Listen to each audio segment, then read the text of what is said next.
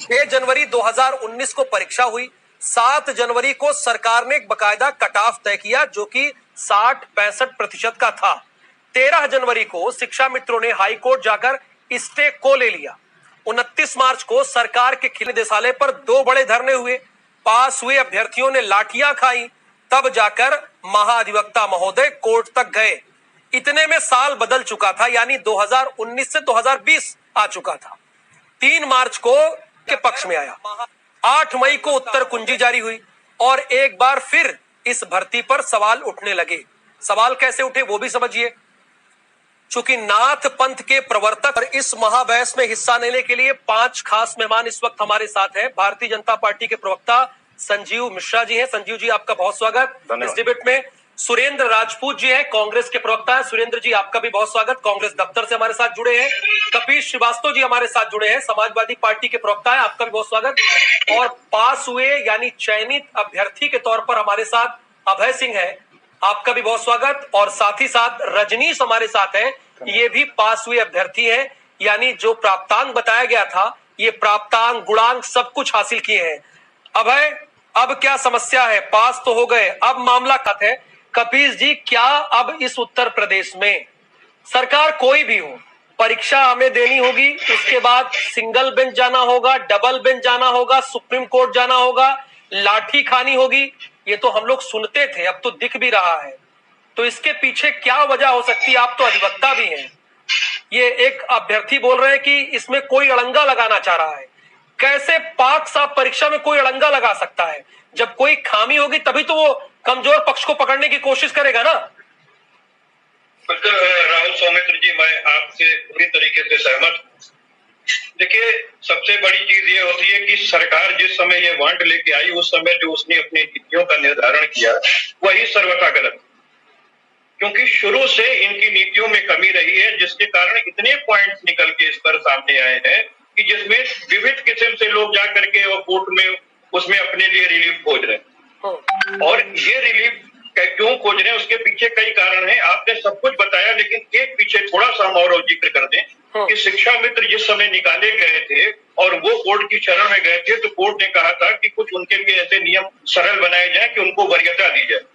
तो कोर्ट की कहने पे सरकार ने बनाया उस समय 40% आरक्षित वर्ग के लिए और 45% जो है सुपर टीजीटी की बात मैं कर रहा हूँ, जिसमें ये नियम था। उसके बाद आगे चल के इन्होंने इसको भी बदल दिया और 60 और 65% कर दिया, क्योंकि ज्यादा लोग निकल गए।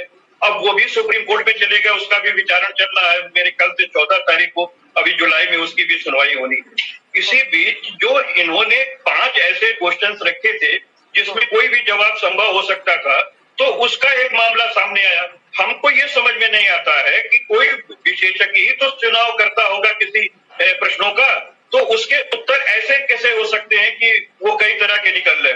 तो इसके मतलब आपने जो जिन लोगों को चुना वही सही और सक्षम लोग नहीं थे, तो उन लोगों ने इस तरीके की गलतियां की। कपीश जी, उन्हें इस नाथ पंथ का प्रवर्तक कौन है ये नहीं पता है, कंफ्यूज है। 2 नाम उसमें सामने आ रहे हैं, ऐसे प्रश्न चुने क्यों गए जो अलग अलग किताबों में दिए गए हैं? ये तो चुने ही नहीं जाना चाहिए। इस तरह के प्रश्नों से बचना चाहिए जिसके कई तरह के वो आ रहे हो, या फिर आपने क्यों गलत उस तरीके से किया। जो बच्चे इतना पढ़ लिख करके, इतना मेहनत करके, इतना लाठियां डंडा, मुझे याद है कि ये योगी सरकार हर धरने को तोड़ने के लिए लाठियों का सहारा लेती है, और इन लोगों के साथ भी लिया था। और विविध तरीके के जो भी आंदोलन होते लिया, इनके समय में 6 नौकरियां, यानी आप कह रहे पारदर्शी व्यवस्था होनी चाहिए। कपीश जी, आप ये कह रहे पारदर्शी व्यवस्था होनी चाहिए। संजीव जी, मैं आपसे क्लियर जानता हूं, अगर उत्तर प्रदेश, अभय भी सुन ले, रजनी भी सुन ले और उत्तर प्रदेश भी सुन ले, ये सब लोग को सुना दीजिए। मैंने इसीलिए आपसे कहा कि 69,000 को जब नौकरी देने की बात है तो उन्हीं में से तो सैकड़ों लोग ऐसे हैं जो आपत्ति लगा रहे हैं। मेरे कहने का मतलब ये है कि वही लोग तो आपत्ति भी लगा रहे हैं। तो आपने लूप होल इतने छोड़े हैं कि वो लगा रहे हैं। अरे लूप होल की बात ना करो, लूप होल की बात ना करो। अरे संजीव मिश्रा जी, ये नौकरी देने की बात राजनीति से रख नहीं पा रहे हैं। इसमें राजनीति आप दूसरों के बारे इसमें राजनीति मत करो। मैं सीधी बात ये बोल रहा हूँ, ये बताइए सवर्णों का अगर आपको आपत्ति हो रही है बताओ, आप ये बताइए सवर्णों का नाम त्रिपाठी और शुक्ला का नाम ओबीसी के लिस्ट में कैसे आ गया? उन पर भी कार्रवाई बनती है, लेकिन ये राजनीति का विषय नहीं। लोग कोर्ट जा सकते हैं। कपीश जी, राजनीति मत करो, इसमें राजनीति का विषय नहीं है। राजनीति दिलाने की मैं बात छोटी है, सी बात और पूछ रहा योगी जी हूँ की कि सरकार को ओबीसी नौकरी के दिला के आरक्षण के रहेगी, अंदर कोई रोक नहीं शुक्ला पाए। और त्रिपाठी जी का नाम ठीक है। कैसे आ रहा है? सुरेंद्र जी, ये मुझे बता दीजिए। ठीक है, बहुत इस समय है पे भी कपीस तो भाई, कोर्ट जाएंगे लोग। कपीस जी बहुत कोई समय अपने है, अगर कोर्ट 1 जाएंगे घंटे तो की गलत बहस क्या करेंगे, ये है। कपीस बताइए। जी थोड़ा स्लो रहिए। सुरेंद्र जी, राजनीति क्यों कर रहे हैं आप लोग? यहाँ पर ये 142 नंबर जो पाया है वो ये बता नहीं पा रहा है राष्ट्रपति कौन है, उसको राष्ट्रपति का नाम नहीं पता है। कितना टफ पेपर होता है, आपको राष्ट्रपति का नाम नहीं पता है, तो कहीं ना कहीं तो कुछ ना उसको मिला है ना इनपुट। कपीस जी जरा बताइए, आप इन परीक्षार्थियों अभ्यर्थियों की समस्या को सॉल्व कीजिए। राहुल जी, मैं एकदम अधिवक्ता की हैसियत से इस समय आपको बात करूं। जैसे अभी हमारे रजनीश जी या अन्य अभ्यर्थी ये आरोप लगा रहे हैं कि कोई एक व्यक्ति बहुत सक्षम, तो न्याय अगर दृष्टि से देखा जाए तो एक व्यक्ति के रूप में सरकार भी होती है। और मैं आपको निश्चित तौर पे पूरी जिम्मेदारी के साथ ये कह सकता हूं कि इसके लिए अगर कोई दोषी है तो सरकार दोषी है। मुझे 2 मिनट का समय दीजिए।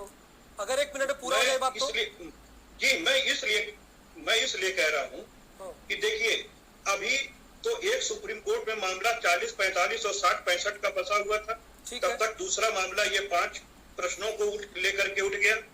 इसी में अब व्यापम के एक अभियुक्त का भी नाम आ गया, 20 लोगों के रैकेट का नाम आ गया जिन्होंने इस भर्तियों को प्रभावित करने का काम किया।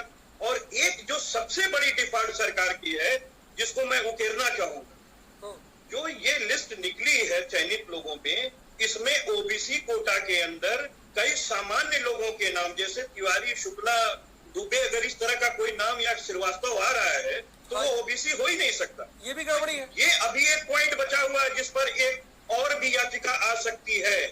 तो ये जानबूझ करके सरकार ने अपनी लापरवाही की है कि उन लापरवाहियों का लाभ अन्य जिनके न्याय पर प्रभाव पड़ रहा होगा वो जाएंगे और न्यायालय के अंदर अपनी बातों को रखेंगे। और न्यायालय के अंदर अगर कोई पीड़ित याचिका लेके जाता है तो न्यायालय भाई उसकी बात जो है युक्त रूप से, विधिक तौर पे अगर उसकी याचिका पोषणीय होगी तो निश्चित रूप से सुनती है। तो कपीस जी, इसलिए अगर इसमें कोई वाकई दोषी है कपीस तो जी, सिर्फ और सिर्फ सरकार। कपीस जी 1 मिनट बात सुनिए ना।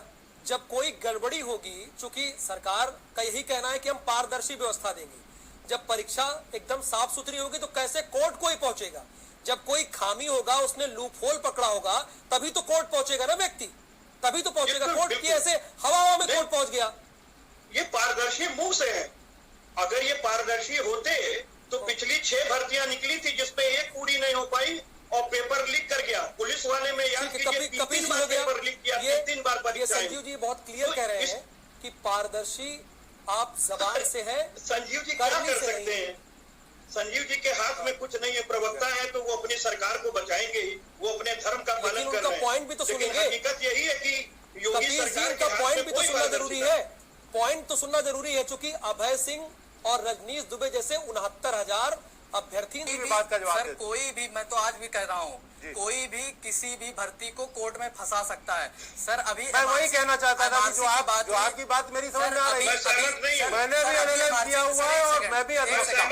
और हाई कोर्ट में अधिवक्ता बात हुई, सर ने बताया एक लड़की का नाम, जानता एक लड़की का नाम तिवारी है, लेकिन वो ओबीसी में चयनित है। सर एक लड़की का नाम तिवारी है, वो ओबीसी में चयनित है, लेकिन जब पता किया गया तो वो वाकई में सिर्फ तिवारी लिखी है, ओबीसी की ही कैंडिडेट है।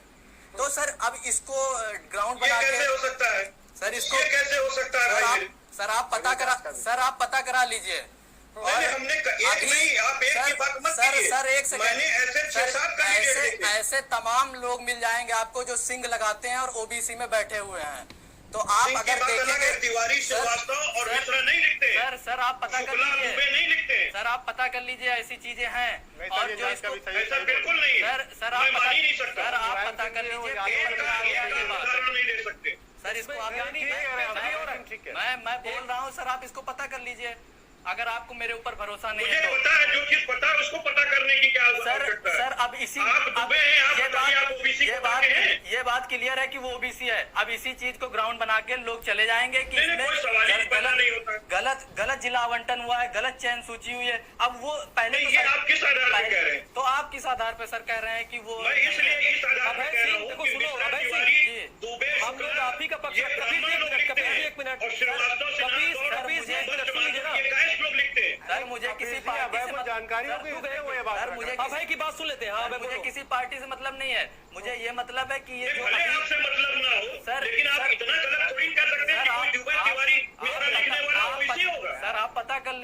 हम कह तो रहे हैं कि आप पता कर लें एक बार सर। मेरा पता किया हुआ है, मेरा भी सर मेरा पता किया हुआ है, मेरा भी सर। वो सवर्ण है, वो भूल से ये इनकी गलती की वजह से है, ये सरकार की गलती की वजह से उनका नाम आया हुआ है। एक मिनट सुन लीजिए सर। सर संजीव जी सुनिए, आप देखिए, सुनिए, एक मिनट जो आप परेशान मत होइए। मिश्रा जी एक बैठे हैं, संजीव मिश्रा जी के लिए ओबीसी और कपिल जी, आप भी एक मिनट। कपिल जी देखिए, अब एक फिर इसमें मामला फंस रहा है। जी जी सर। आप 5 प्रश्नों के बाद अब ओबीसी जनरल का ये केस फंस रहा है।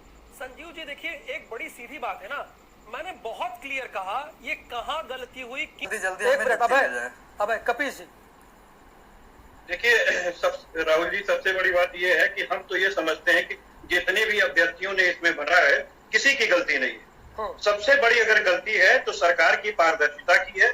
सरकार ने पारदर्शी व्यवस्था नहीं रखी और एग्जामिनर चुनने में गलती की, तमाम तरह के नियम बनाने में गलती की, जिसका परिणाम इनको भोगना पड़ रहा है। और अभी आपको आगे देखने को मिलेगा कि इसमें तमाम ऐसे लोग जो सरकार और अधिकारियों की चुगल गांठ बैठी है, वो एसटीएफ भी उसको क्लियर कर देगी। सुरेंद्र जी, क्योंकि फाइनल व्यापम का जो कमेंट घोटाला है वो इससे जुड़ा हुआ है। कपिल जी, सुरेंद्र जी क्या गलती रह गई?